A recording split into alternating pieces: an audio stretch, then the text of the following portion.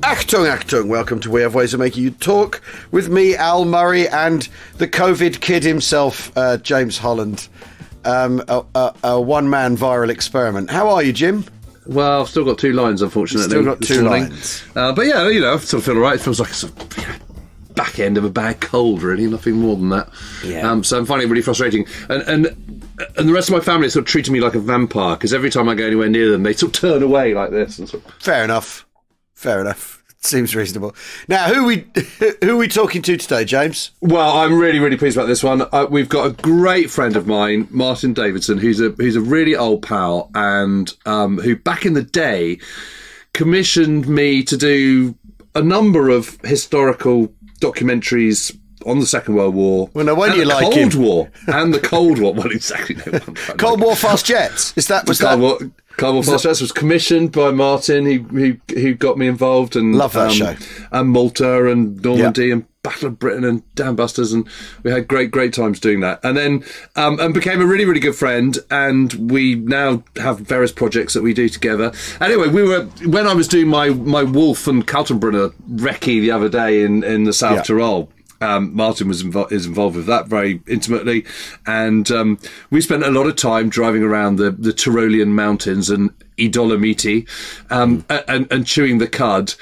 And I started talking to Martin about this amazing new book he's working on which we have to get him back on to talk about that. Yeah. But also we started talking about his grandfather, because some years ago, he wrote this book about his grandfather, and I read it. In fact, I reviewed it actually for BBC History Magazine or something like that. 4 stars. I can't remember. Anyway, 4 stars. I would have given it 5, Martin. So the star bit wasn't my choice. I just want to show you. Anyway, and frankly, it's criminal that Martin hasn't been on before, because Martin's got a absolutely impeccable Second World War grandparent heritage. Right. Because on one side, he's got a grandfather who was in one of the Scottish regiments, an infantryman. Is that right, Martin? He was an infantryman? Actually, that was the First World War. He was a Seaforth Highlander. If the Second World War fell between the generations, my Scottish grandfather, was too old for World War II, and my Scottish father was too young. But right. He had, so he had fell been between. In the Seaforth Highlander, in First World War. But his other grandfather was in the SS and was a Gestapo officer. Oh. Yeah, it's just the most amazing story, and I'm still sort of kicking myself that we haven't had Martin on to talk about this already. But how nice that 3 years into the podcast we've still got this treat to come. well, good. Welcome, Martin. Thanks for joining us. My pleasure. Now, this is one of those things where the sort of question you have to really ask is, how did you? I mean, how did you find this out? Is this a thing that everyone always knew in the family, or was it a thing that revealed itself? It was divulged with one painful piece of factual extraction from my mother, German mother. Yeah. A few weeks after he died in 1992. And we had known him. My mother is a Berliner by birth, born in 1937, came to Scotland in the late 50s, like a lot of German women. I now suspect all probably fleeing ghastly Nazi dads, and a lot of them arrived in genteel corners of Scotland, particularly in Edinburgh, and they all married charming, lovely Scottish men and proceeded to become pillars of the Edinburgh establishment to the point they have their own German circle. I grew up with these lovely ladies, and they'd all arrived as au pairs and English teachers. So my mother is married to my Scottish father, and we visit Berlin pretty much every year. I'm older than James. I was born in 1960, but all through the 60s and 70s, we drive in an Austin 1100 from Edinburgh to Berlin every single summer and spend the summer there. So, you're obsessed. I mean, that's where my love, sort of fascination with all this stuff born. We were walking around 60s and 70s West Berlin, and on one occasion into East Berlin. My God.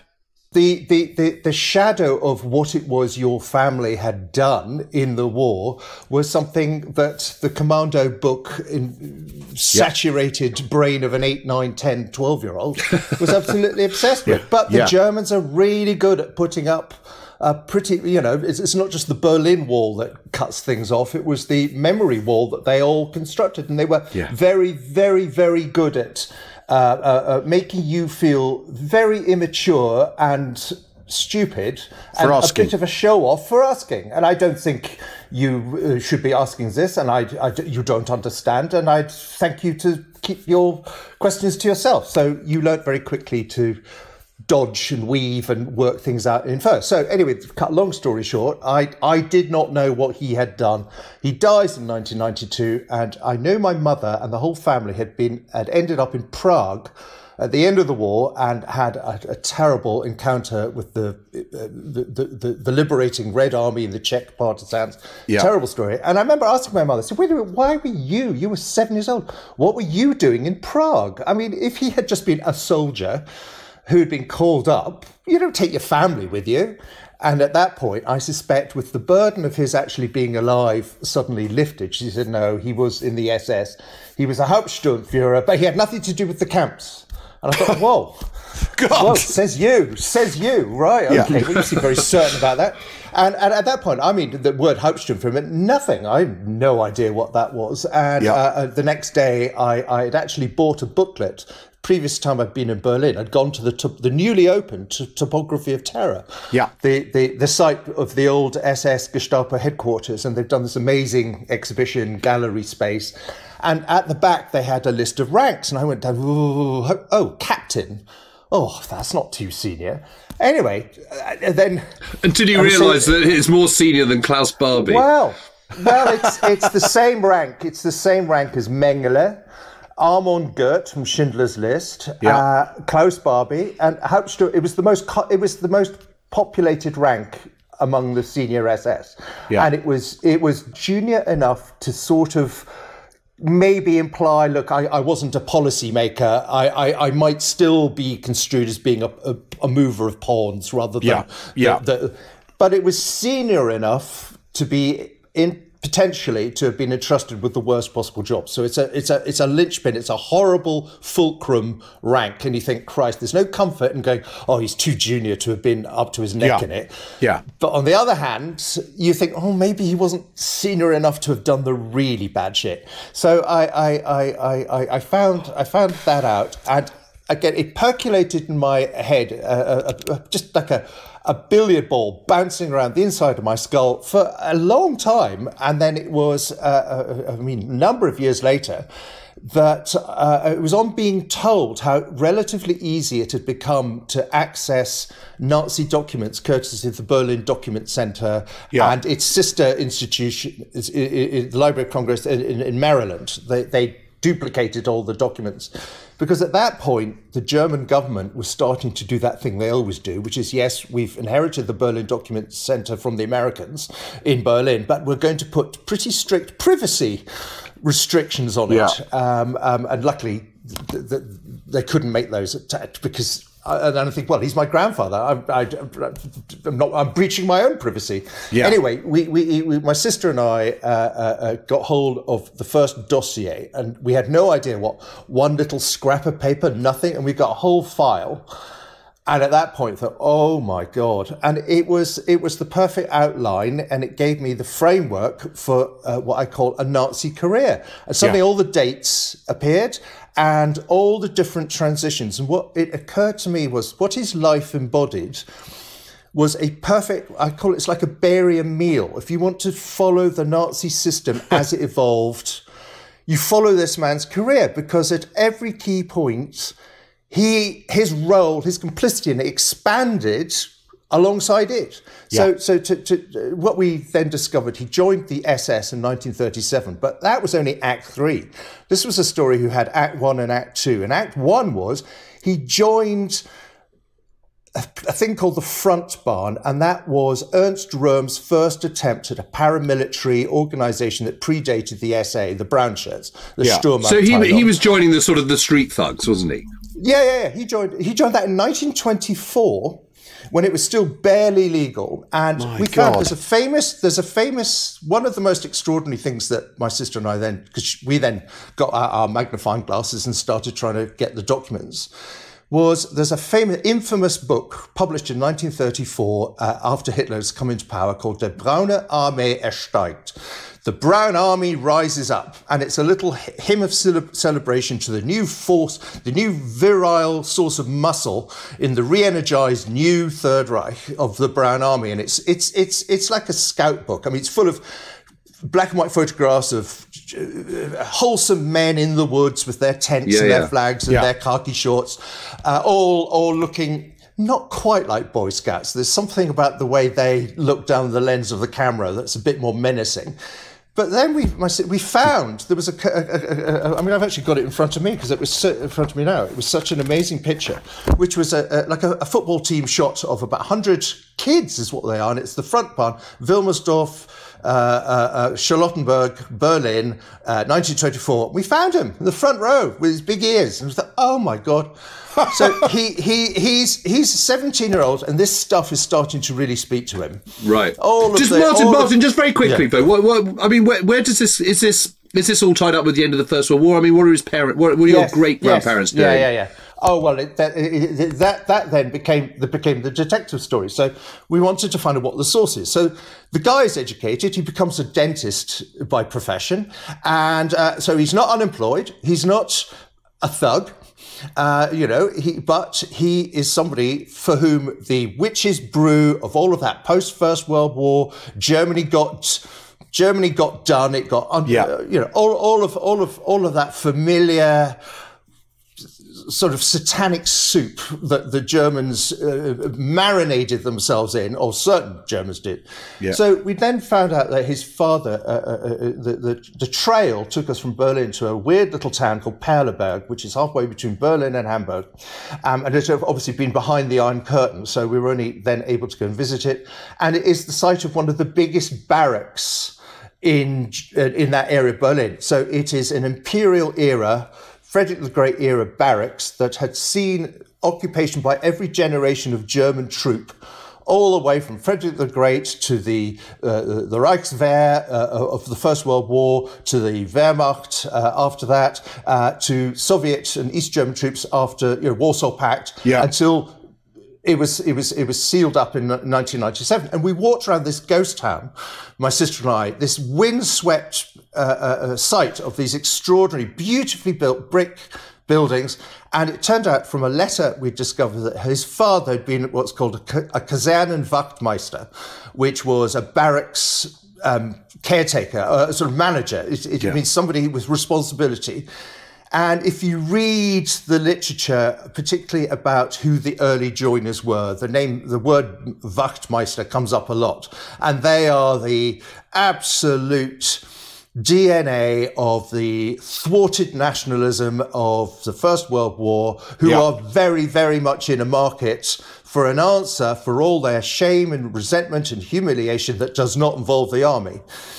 And he will have absorbed all of that. The family then moves to Berlin. He joins the front one. And then in 1926, a day in May, I'm forgetting the exact date, he gets on a tube, Berlin U-Bahn, and takes a journey from his home there, living in the Charlottenburg area of northwest Berlin, into the middle to this famous thing. It's called the Opium Den because it was so dark and full of smoke, which was the early embryonic Nazi party headquarters in Berlin, and signs up to the Nazi party with a party number of about 36,000, which is a small football crowd. Yeah.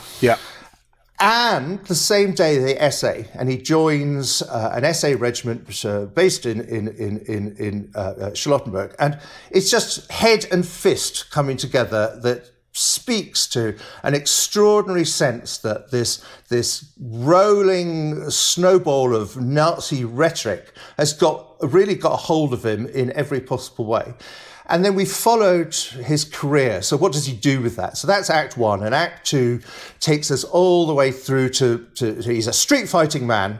For all of this, he's attached to one of the most violent what they call Sturm. That's the smallest sort of group that the SA works in. Usually about 60 men, usually based with a local pub, a Sturmlokal.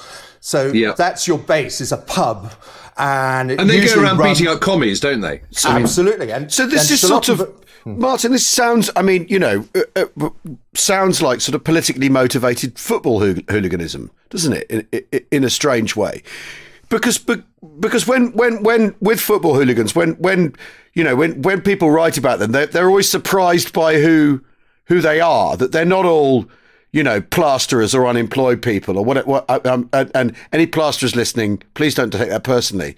But you know, there's actually there are professionals that do it, and solicitors and people who like the fighting. But this has sort of this is fighting, but with there's a grievance built in, and a you know a rationale rather than a reason, I think is the way I'd put it. The way of best expediting your commitment to the movement is with some brass knuckles, marching as provocatively as you can. Charlottenburg is next to an area called Wedding in North Berlin, which is Red Wedding. That is the big proletarian working class district. So that's a flashpoint. That's the part of Berlin he's in, and Sturm 33 is the regiment, the battalion that he's in, and they are so bad. I found this, as with all this research, you never bother with the university professors. You go and find the PhD writers. And I found this brilliant postdoc guy who'd done a PhD specifically on the SA Berlin, 1926 to 1929. He and I went through the records, and we discovered his journey into this regiment. And they were so bad that the local liberal Berlin papers used to call them the Mördersturm. This is the murder battalion. And they instantly incorporated it into their marching song. We are the Mördersturm 33 of North Berlin. And there's an absolutely brilliant little codicil to this, which is that it's 4 members of this regiment who are, they attack with revolvers. They break into a communist cinema club at a place called the Eden Palace, and they shoot up the place and they beat up some communists, and they get arrested because law and order is still notionally at work. This is, after all, the Weimar 20s. And a very famous Berlin lawyer decides to take the case, and he's going to nail these bastards. He's just going to nail them. And his name is Hans Litton. And Hans Litton is an extraordinary story. So he's this lawyer, 28-year-old Jewish socialist lawyer who makes his business out of, I will prosecute the Nazis. And this is the famous court case where he subpoenas Hitler. He puts Hitler in the dock to show, surely, to the persuasion of everyone, look, this man, he's riding 2 horses. He preaches peace and respectability and German self-respect, and he is running these street marauding gangs at the same time. Surely, Germans, you can see that. And infamously, runs rings round Hitler for 3 or 4 hours in the court. The judge adjourns the court, and Hans Litton's card is then marked. And that was the prompt. I then had the great pleasure of being able to commission for BBC Two a drama based on the story, with Tom Stoppard's son Ed Stoppard playing Hans Litton. And then went to the West End. It was a West End play written by a script by a colleague of mine called Mark Hayhurst, and it won a. It was Olivier nominated the year that Charles III won, and Penelope Hilton won. She played Hans Litton's mother. So he was up to his neck in the most street fighting chapter, and Sturm 33 is also the first of, you know, a lot of people will be familiar with the Horst Wessel story. Yeah. The SA pimp who is shot dead and is an opportunity for Goebbels to mount a great piece of Nazi martyrdom theatre. You know, this is the great sacrificial heroism that characterises the movement, whose dawn is now breaking over in New Germany. Well, the precursor to that was a man called Hans Majakowski, who is shot dead by a communist on the very night that Hitler takes power in January 1933, and that is my grandfather's name was Bruno Lunkbein. That was his regiment. So his regiment are in the front of the funeral cortege, which is Goebbels then makes a huge big deal of a massive state funeral for this nobody, Hans Mayakovsky, and they'll get beaten up. There's a great brawl with the cortege at the cemetery with a whole bunch of communists. And there's a description Bruno gives of, we gave as good as we got. How dare they? Do they not understand their day is over? So he was a man who as I then pulled the threads together of his career. You just think party, 1926, party number 37. That entitled him to the Gold Party badge. You had to have a party number. Yeah. You had to have a party number of less than 100,000 to get the badge. And I remember asking a brilliant, when I say Nazi, I mean historian of Nazi Germany, what that meant. And he said it meant straight to the front of every queue, VIP treatment to every party gathering or assembly. Those things were so important because Hitler, unlike Stalin, is famous for loving his Alte Kämpfer, his old fighters, the original joiners. Yeah. It's such a band of prestige. And Bruno is a man to brandish it. He will have loved all of that. And anyway, so by that point, we've got a head of steam up trying to work out who is this guy, what's he done? And he's now qualified as a dentist, and he's working while at the same time having a parallel career in the SA. Through the Night of the Long Knives, the other thing that his Sturm 33 gets involved in is it becomes very wrapped up with one of the most problematic parts of the SA who resent Hitler robbing the SA of what they think is their rightful role as the vanguard of the new Reich. That moment when Hitler realizes he's got to placate the right by decapitating the left. And Bruno, of course, I'm now beginning to realize a pattern. He has a decision. Is it the SA, my Kriegskameraden in the SA, my brown colleagues, or is it Hitler in the party that I follow? And of course, he chooses Hitler in the party. He sits on one of the tribunals that judges his fellow SA colleagues for whether they had been ideologically on the right side of history. So a huge kind of promotion. By this time, also, what is he? He's born in 1906, so he's barely 30. And he gets given as a reward for being an Alte Kämpfer. There's a massive job where he's put in charge of all of Berlin's dentists. He's not even 30, and he's given this job, which is, of course, what they did. You toe the line, you prove yourself a good Nazi, you get the leg up. Yeah, and he's now responsible for ensuring the expulsion of every single Jewish dentist from Berlin. And also, of course, in that extraordinary convergence of Nazi priorities, health insurance. Who gets health insurance and who doesn't? Whose health is worth preserving and whose is simply a waste of national spirit?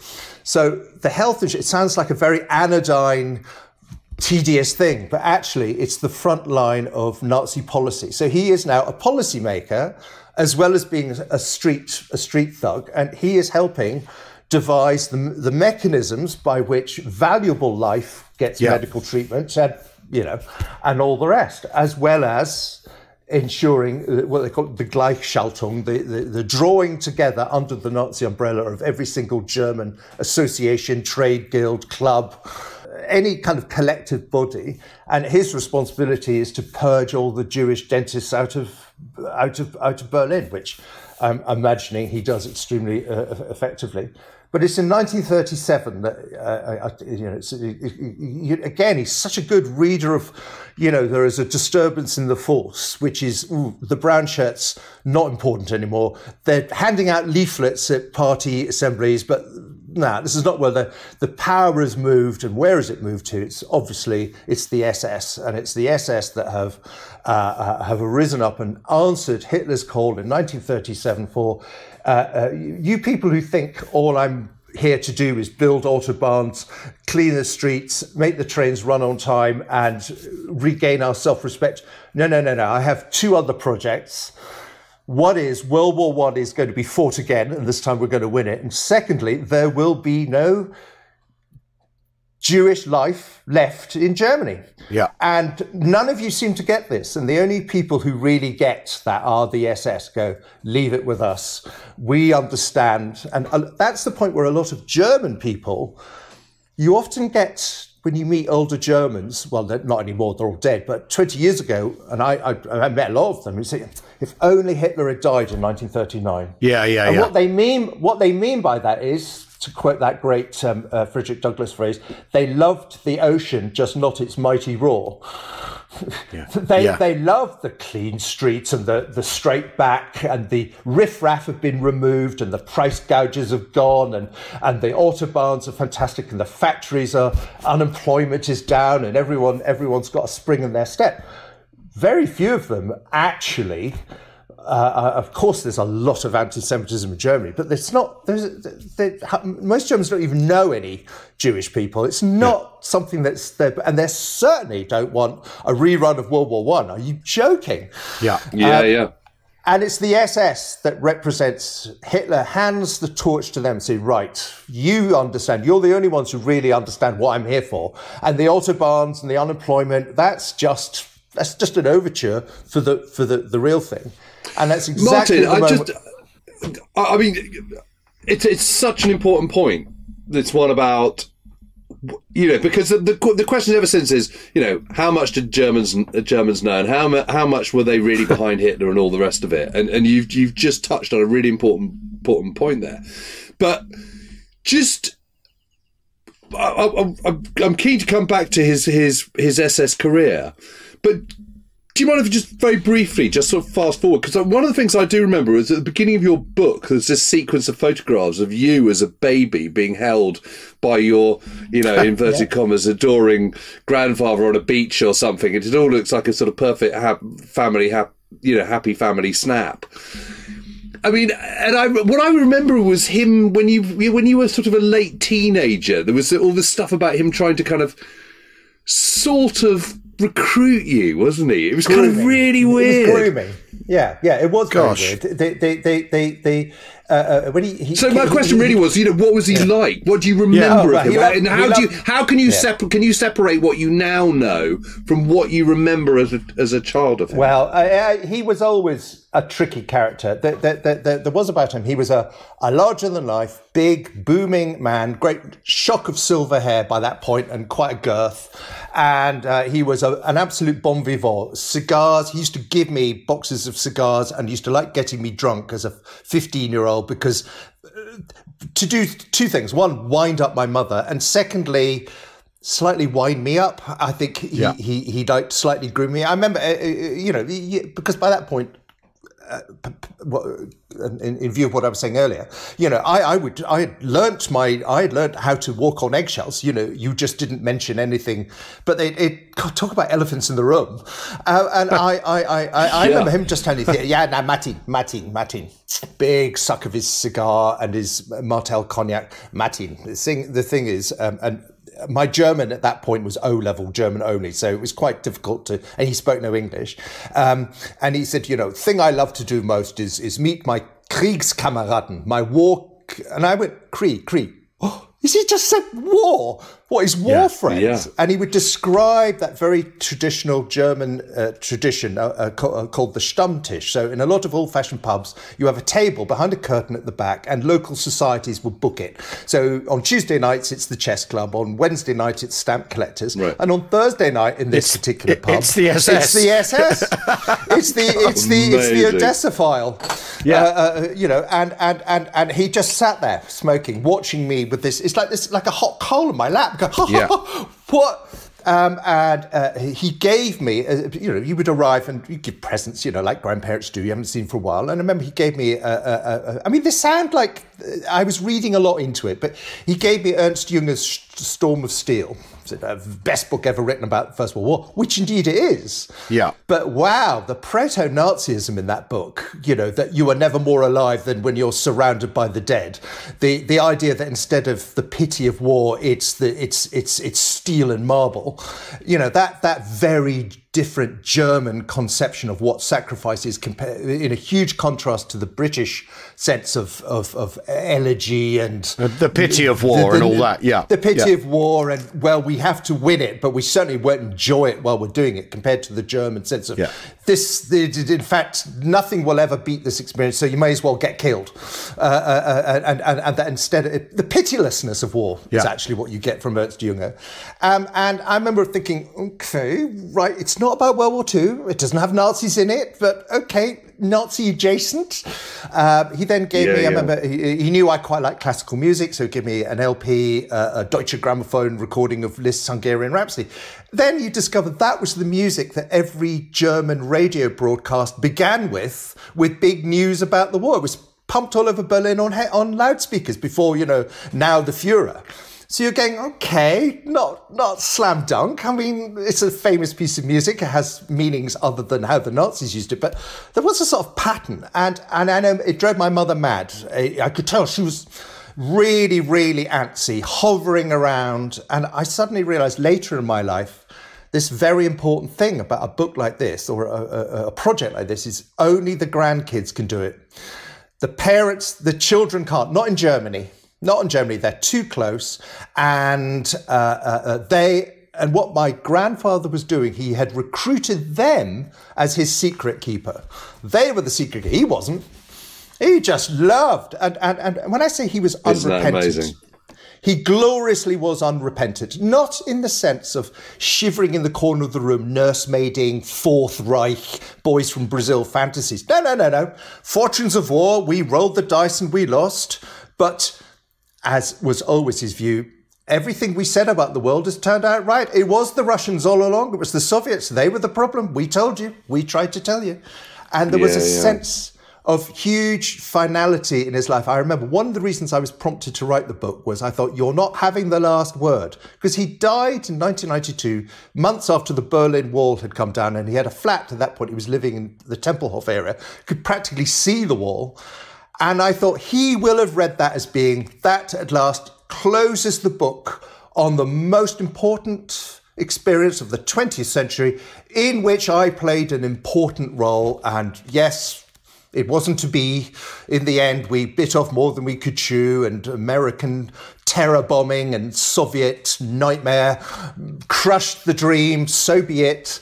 But I've had a very good post-war life, and I got to see the Russian Empire collapse. I can die a requited man. And I thought, no, you can't.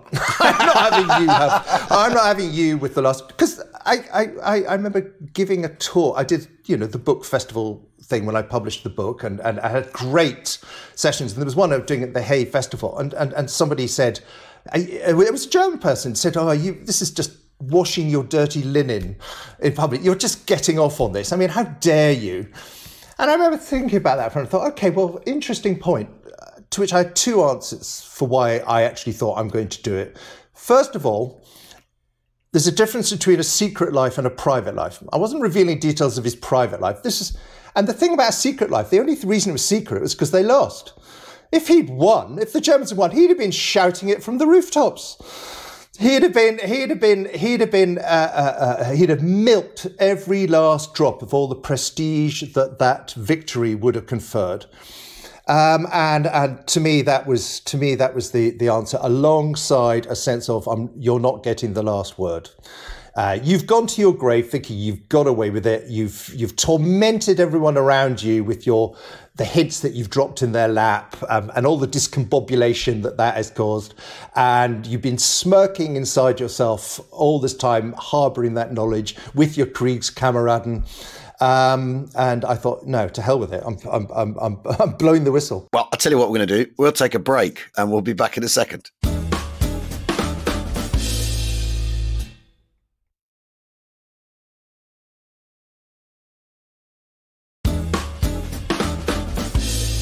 Was your mother still alive when you wrote the book? Mm. So what? And still is. It still is. So what's her attitude? There's two questions. What was her attitude? As you say, she was embarrassed by him and all that sort of thing, and sort of, as you might well be. But what's her attitude to you having done this, to having you know, talked about this? She and she has a sister a year older with a very good SS name of Gudrun, and they were all given North German. So my mother is Frauke, which is a very Schleswig-Holstein, very good German names. Yeah, and their view was, well, they were uncomfortable with the idea, but they knew I'd spent my life working in history. Yeah. I mean, in the documentary, and I felt, you know, my view to them was, I said, I've pointed my camera lens at lots of people and expected them to divulge their secret histories. At this point, I'm going to turn the lens on myself, and I will use all the same tools. I will not sensationalize. I will not lie, and also I will actually make a virtue out of this story that, yes, there is a lesson from history, and I'll explain what I think that lesson is.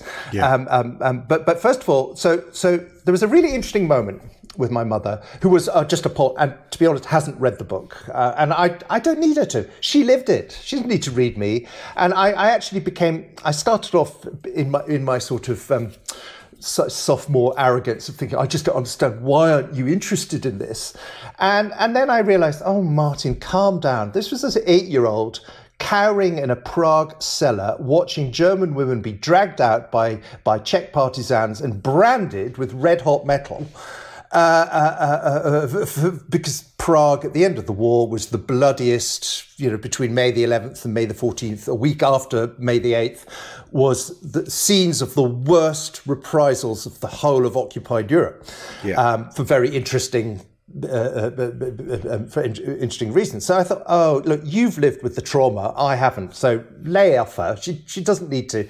So she gave it an official blessing in the sense of, well, okay, maybe it would be quite interesting for people to know what he actually did. But the real psychological breakthrough was, I showed to her that here was a career that lasted, a Nazi career that spanned 20 years. And at every single moment when Bruno was presented with a choice, more in, or you're just going to cruise control, and he would go, no, more in, I'm more in. And I said, at every single moment he had a choice, family or party, he chose party. And she went, oh, to hell with him. To hell with him. And I think what happened was a bubble burst in her mind, thinking, I've spent my life dancing on eggshells for this man. Yeah. It's over. He's been, why? Who am I protecting from what? And after that, but the interesting thing about Germans and memory, I would say, and I found this fascinating. So apart from having divulged that thing right at the beginning, oh yes, he was in the SS, he was a Hauptsturmführer, and he wasn't in the camps.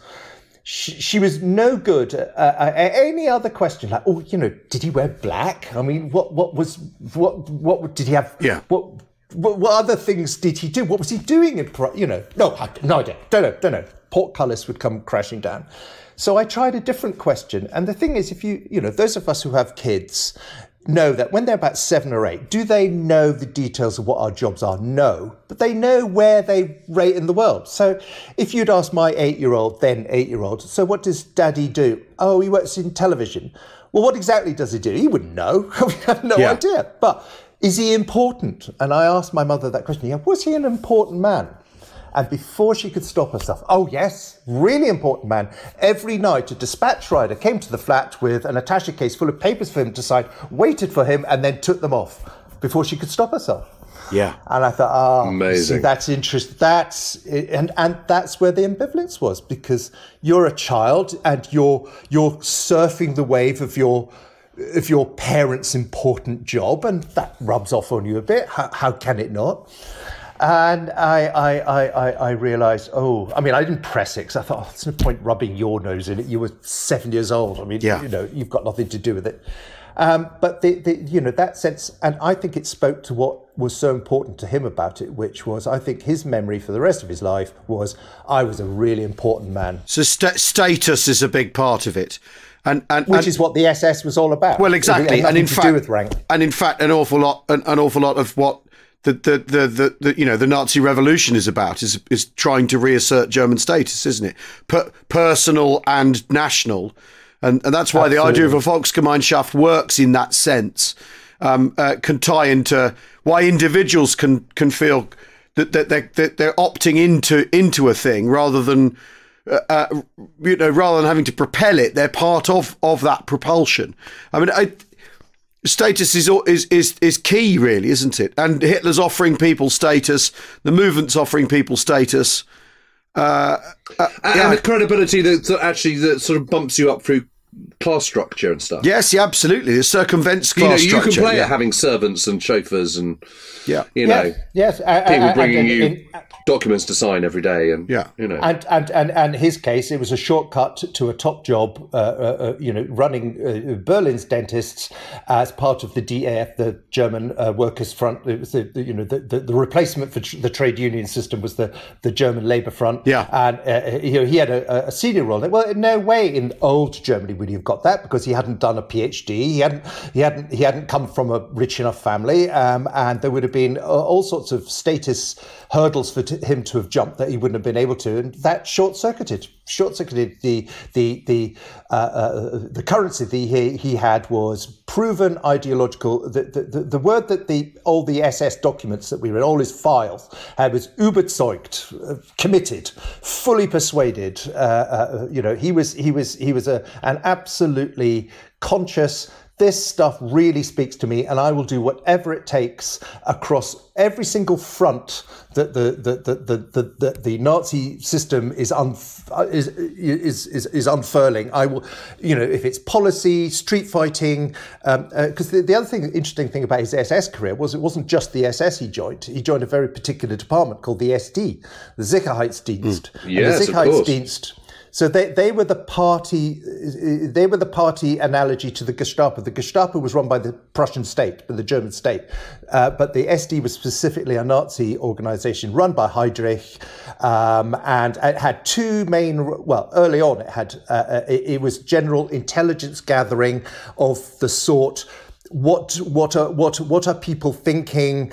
Ideological enemies of. They were the sort of the Praetorian Guard for the idea of National Socialism. So they fancied themselves to be not only an elite within an elite, but an elite within an elite within an elite, because they're all intelligent. They're all writing PhDs. They're all writing. Right. I've read them. I mean, fascinating positioning statements on all the hypocrisies of English liberal democracy. That's their job. They're a think tank for what it is we need. What protection does the Nazi idea need? And his particular speciality is right-wing Nazi opponents, and we sort of forget that. We think, what, right-wing? I mean, aren't the Nazis right-wing? Well, they were of a particular sort. They were very suspicious of monarchists, people who wanted the Kaiser back, people who were the wrong kind of traditional aristocratic right-wingers. And that was his particular speciality. But of course, the other towards. So he's doing intelligence work and dentistry at the same time. Yes, and it's surveillance work. It's surveillance work. I'm keeping my eye on. There's a group of people who I think they're on the surface they seem very committed to the regime, but I think they harbour some problematic ideas about exactly what direction Nazi Germany should be going in. So it's keeping tabs. On sources of opinion, but we're very used to the story that has the Nazis crushing the left, the trade unionists, the social democrats, the communists, but actually they have as big a problem, not as big, they have an equal problem with the right, the wrong kind of right. So that's what he's doing. But of course, by the time of the war, the SD has broken up into two main roles. One is they are the architects, the self-appointed architects of what will become the Holocaust. And the other is counterinsurgency. And this is the point where there's only 300 of them. It's a tiny, tiny group. And there was in the whole SD? In the senior echelons of the SD, the think tank part of the SD. It's a tiny number. And he's one of them. He's one of the 300. Yeah. And his first job, he's appointed in 1937 at the rank of Untersturmführer, second lieutenant, gets promoted to Obersturmführer, first lieutenant, and then Hauptsturmführer, captain. And that's where he stops. And the thing about the SD is they're all cheap by jowl. They know they're the elite of the elite. They are privy to everything. And to go back to when James mentioned the photograph in my book of me as a 9-month-old plump baby being bounced up and down by him on a East Lothian beach near Edinburgh where he'd come to visit. cues up another story. So 1961, he came to visit my mother in Edinburgh, obviously on also to see me. You know, I'm her firstborn, so I'm his first grandchild. So there's that. But what's happening on television every night in 1961 is the Eichmann trial from Jerusalem. Yeah. And there's news footage of it. And my mother, again, before she could stop herself, said, oh, this terrible thing happened. He turned round to me and said, oh, Eichmann, I knew him really well. He offered me a job.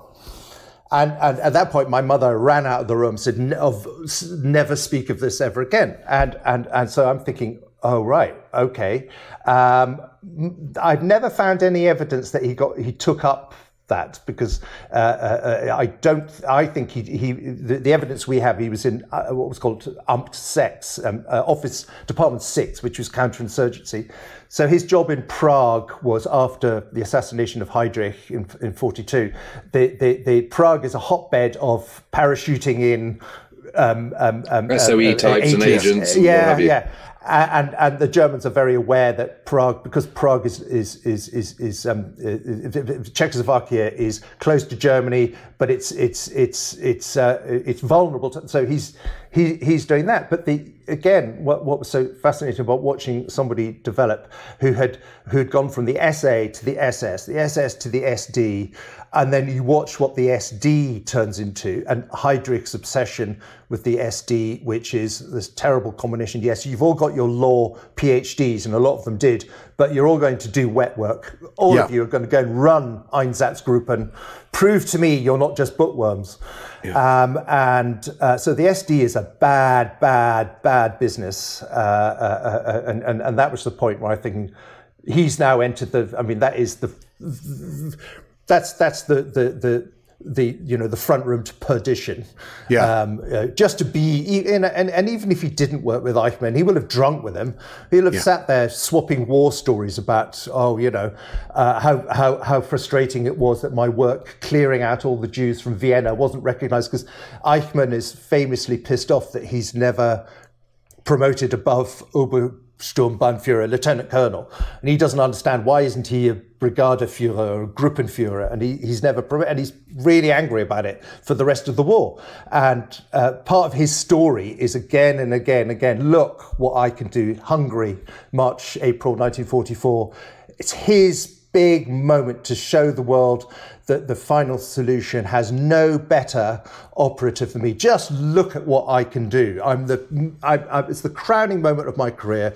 I can do deportation, just watch me. And you still don't think I'm worth being more than a lieutenant colonel?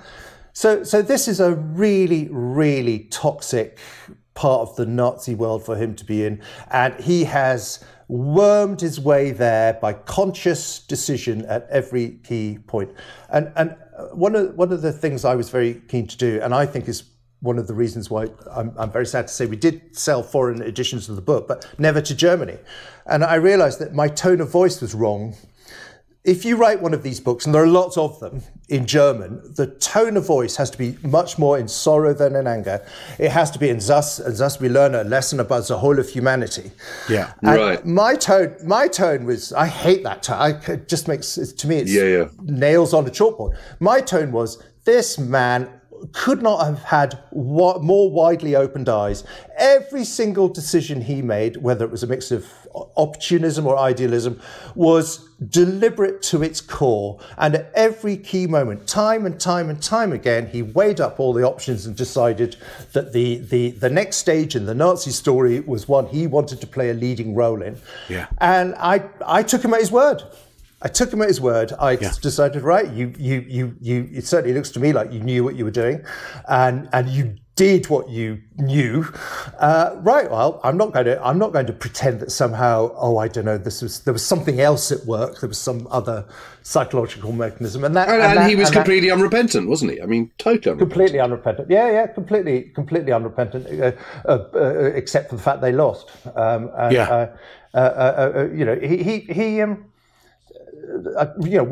One last story to explain that. So after the war, they're caught in Prague, and as I was describing, the Czech the Czech partisans arise in a way that never happens in Rotterdam or Paris or even Warsaw. This is extraordinary. And Beneš, the exiled leader of the Czechs, he's arrived in Bratislava and he's working his way west. And he basically says, look, Czechoslovakia, you have a week to show the world that actually you didn't have the slightly more comfortable war you had here cannot be held against you, because Prague is a prize posting. Yeah. It's not bombed. Beer is flowing. The arms manufacturing means high standard of living. There is terrible repression. I'm not going to pretend for a moment. I mean, Heydrich wasn't just nicknamed the hangman of Prague for no reason. People are being rounded up and executed by the hundreds. But it's not Warsaw. So the Czechs arise up, and the scenes of reprisals, marauding SS people with nothing left to live for, machine gunning at random, being machine gunned at random, hanged from lampposts, German civilians being made to run from one end of a football pitch to another through machine gun fire. There's archive, an extraordinary archive. I commissioned a film about this at the BBC, and it had this archive of 200 German men, women, and children lined up a ditch, shot in secret from somebody's balcony, and just mown down. So people are being killed, and Bruno dumps his uniform. There's a caretaker in the block of flats still there, went to have a look at it, who he has befriended. So he's got civilian clothes. He's still arrested, and he's made to kneel after various tribunals, 12 of them, and a Czech shoots them one by one in the back of the head, and he gets to the last two, and a Russian soldier intervenes and says, enough bloodshed. And he and one other person survive. He's then put in a Soviet camp, but he's back in Berlin 7 or 8 months later.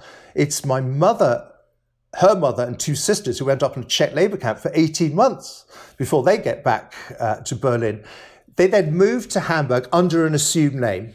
And it's so cynical. So the name they take, when the family name was Lankbein, and they changed it to Holm, Holm, which is the name of the street they're living on. You're thinking, God, try a bit harder, because he's obviously on every damn list. You know, he's a member of the SD. And then in 1949, particularly the British, because Hamburg's in the British sector, we've got other fish to fry, namely the Cold War, Operation Paperclip, all of that stuff.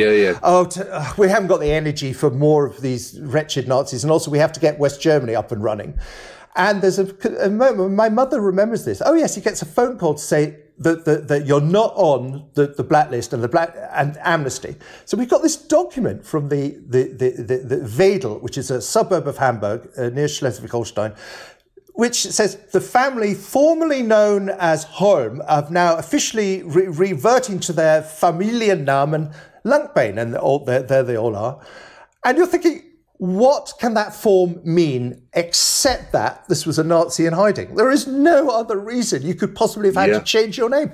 But he's so committed, I'm changing back. And the first thing he then does, now it's safe to do it, is move straight back to what is now West Berlin, straight back to Charlottenburg, to the very area, the very streets where he had spent all these years up through the movement, qualifies, he gets his Purcell shine, the infamous denazification document that, washes you whiter than white and gets nicknamed after the laundry detergent, a Purcell shine. Yeah. And he's practicing again. And then I have all these photographs of him having the best economic miracle, West German prosperity story in his endless cigars, Bakelite phones, TVs, surrounded by very convivial gatherings of other Germans for whom the war is now a very distant experience. And it was that cynicism, I suppose you would call it, which is the moment the spotlight is off. The Allies are I'm no longer on a list. The first thing you do is you get back your family name and you head straight back to the absolute epicenter of where it all happened in order to marinate yourself in it for the rest of your life. And I thought that was, and the one thing he was proudest of, I remember him telling me, was that in those days, West Berlin, as you'll probably remember, for anyone not a German to get into West Berlin, there were 3 motorway roads. The most familiar one was near Hanover through Helmstedt, 4-hour drive to Berlin, but there's one from Bavaria and one from the north. Or there were 2 airlines, Pan Am and one other, were the only Western airlines allowed in. And he was so proud of the fact, he said, I can never drive out of West Berlin, I can only ever fly. Because what he meant by that was he'd have had to have gone through a Soviet checkpoint, and obviously the implication was I'd have been picked up in 2 seconds. so he was cashing in on his notoriety. He was very pleased with that black mark. But the only other sort of bizarre thing about how all that paperwork was in 1976. I remember he came to visit us after he'd come back from America, and he was telling, yes, and I flew over the Grand Canyon and New York. And I'm thinking, do you remember those green visa waivers you had to fill in on the 747 as it was landing at JFK? Yes. One of the questions of which was, are you or have you ever been a member of terrorist organisations, including the Nazi Party? And I remember before I knew about Bruno, I was looking at that form and laughing, thinking, probably not. And you're thinking, so he will have happily gone, no. And you thought, whereby hangs the tale of what on earth could West Germany in particular have done differently after the war? We know that not only did the medium and small fish and some quite big fish, not only did they get away with it, but there were quite a lot of effort helped to give them a leg up back to their old jobs. I mean, it's the most amazing story, Martin. It really is absolutely amazing, incredible, Martin. Incredible. But can I ask, what was his funeral like? Who came to his funeral? Nobody. He had, so the last time I was in his flat, I was, so interesting. The thing that my biggest regret in all of this was I never had a chance to personally confront him with all this. Yeah. So it was 1992 and I was in Berlin. By coincidence, I did English at university. History was far too hard. And I was a sort of droopy old arts producer doing droopy old arts programs at that point. And I was in Berlin by coincidence to make a film about the restaging of the famous degenerate art exhibition. So in 1937, Goebbels had famously constructed 2 exhibitions, one of all the avant-garde, twisted, broken, modern, brackets Jewish, modern art put up on a wall to be demonized and hated, next to Hitler's art in the all those terrible pneumatic nudes with their sort of anatomically ludicrous pubic bushes that he was obsessed with. In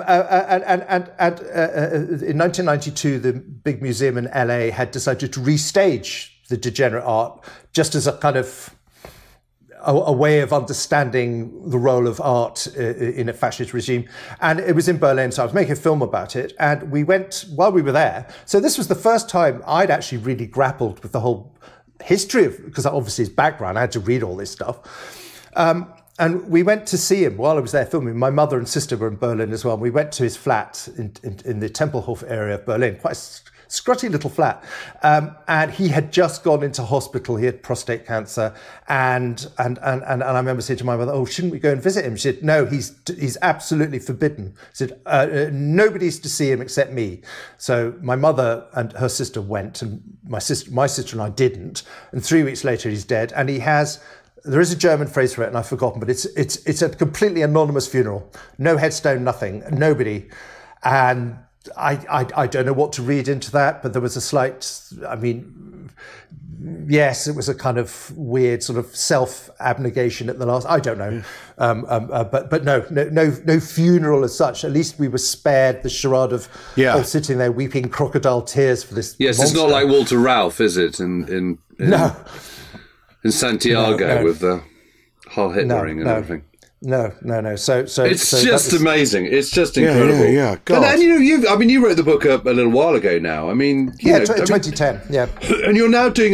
You're now doing this work, aren't you? On the Nazis and. Well, it was really. The thing I would absolutely admit is the book I wrote. Was lighter on human drama and human psychodrama than I would have liked. I didn't have diaries, I didn't have letters, I didn't have personal encounters.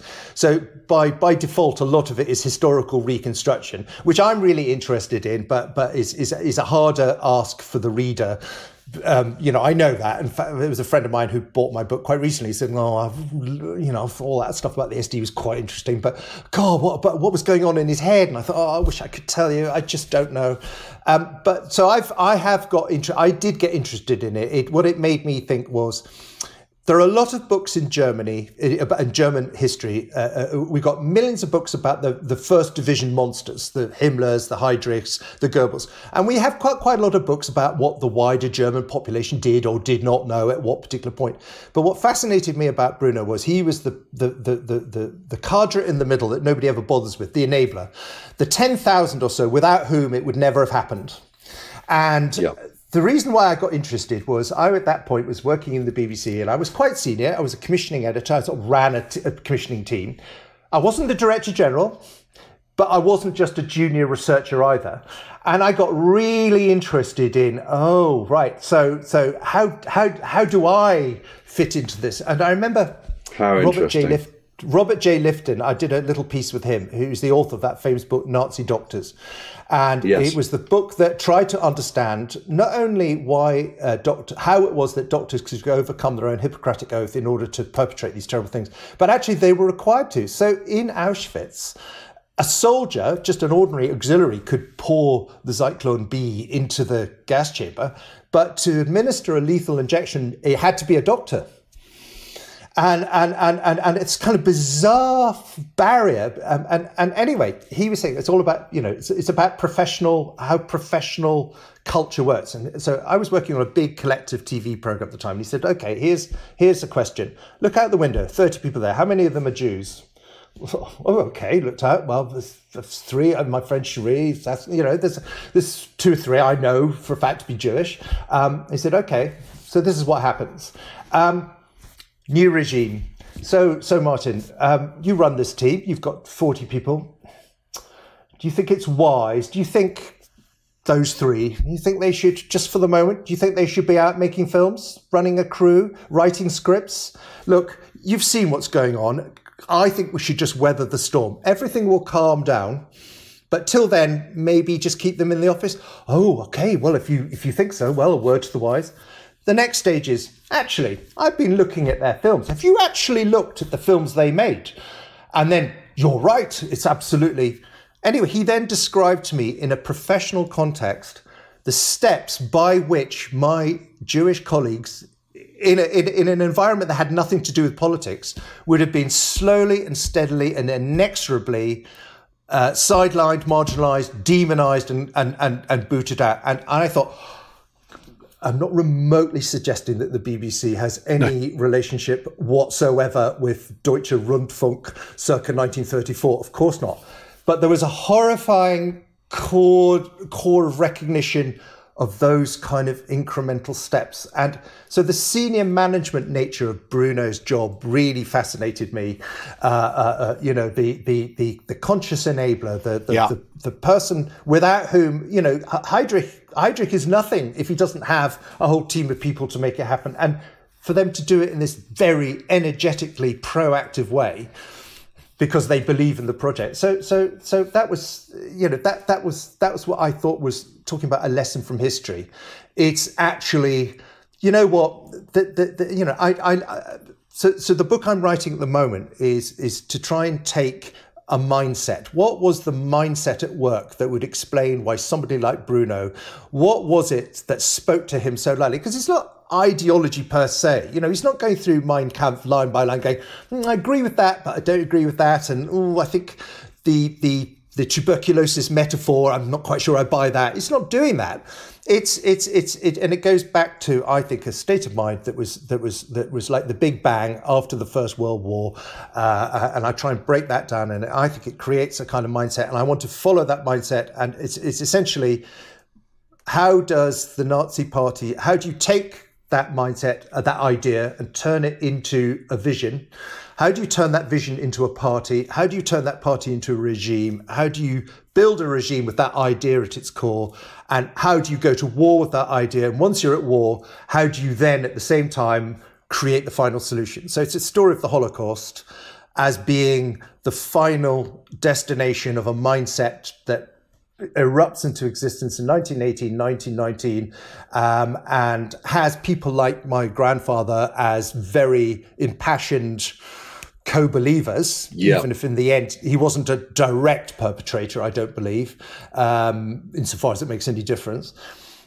So that's what I'm doing now, and I've called it mobilizing hate. How do you take that idea and put it on a political lathe and build a party out of it, and then build a war project, and then it's that old question: while they're fighting the war, why on earth are they doing all this? Yeah. What does shooting a Jewish grandmother in a shtetl in Poland, what's that got to do with anything? And the answer is, by that point, it is you're putting a bullet directly into the Kremlin, Downing Street, and the White House, because the two are linked. Yeah. So. Well, we were talking about this, weren't we, in the mountains the other day, and it was completely and utterly fascinating, and it's very, very fresh and different analysis that you're bringing to it, Martin. Actually, I hope so, because after a while you kind of think all this toxic stuff in your head, you sort of think, oh, it's got to yield something. Because I swear though, once I've done this, I'm never doing it again. I've had it just.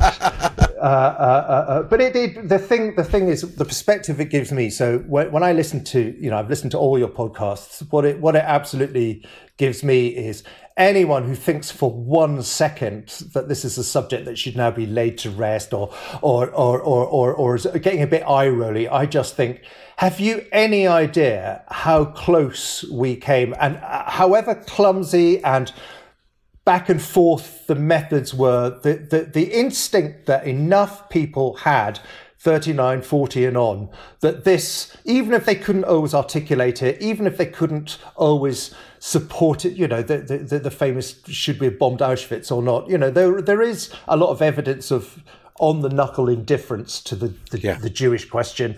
But nevertheless, the idea that the only thing that's going to stop this thing in its tracks forever is the complete and utter evisceration of this war, of this regime through war. And I just think, all those mosquito pilots, all those radio operators, all those people that you've either spoken to or whose records you've looked at, and you just go, have you any idea how on the right side of history you really were, even if you didn't fully know it at the time, you knew it enough.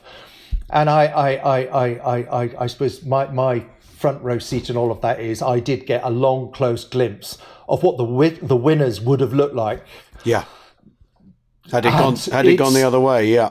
Yeah, and the last thing I would say is I realised that what my grandfather committed his life to was to bequeath to us, his as yet unknown grandchildren, a world free of Jews and Roma and the disabled. It'll be our mission. We will clear Europe of all of that, 30, 40 million of them, and you will be able to live your life safe in the knowledge they never even existed. Yeah. And that to me was the project. That was the project, and that's what we're going to do. And it's got nothing to do with autobahns or unemployment. That was the vision, and the sheer extent to which that was the vision, it really, really, really, really was the vision to the bitter end, and it was shared in all sorts of echoes of it, where there was a German consensus, not as hot as that. A lot of Germans were, and their Nazi adjacent allied regimes were quite happy with the idea. Do you know what? A Europe stripped clear of all that, that sounds like a pretty good recipe. I'm signing up for that. That's why I think, I'm such a passionate listener to, all the work you do. It's why I love working with James.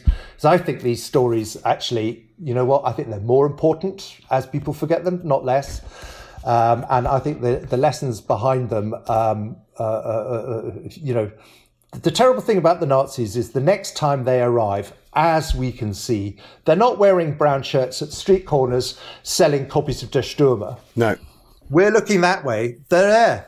They'll arrive that way. They'll be over there. And the moment you know they're there is when a particular kind of malicious anger forms in your gullet that somebody needs to pay. There needs to be a reckoning for what those insert name of group are doing to the world. Yeah. And that's where it starts. Yeah. That sense of, and so what I'm trying to do in this book is that idea of that kind of hate that got mobilized in 1918 was very specific, but it's very dangerous and and you don't feel it's terribly far away at the moment, do you? That's the problem. Well, Martin, that's been absolutely it's extraordinary, fascinating, really fascinating. Thank you. I mean, I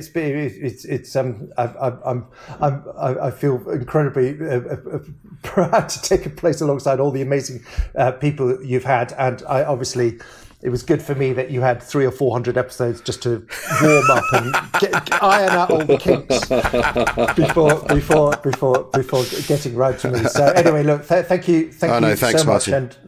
and power to your next 400. Thank you. Well, thanks very much. Looking forward to reading this, your new book, and The Perfect Nazi: Unmasking My SS Grandfather is the book you wrote a little while ago about. I'm sure it's still out there. Yeah, and I'll see you at Short Valley. Brilliant. Absolutely. Thanks very much. Goodbye, everybody. Thanks for listening. Cheerio.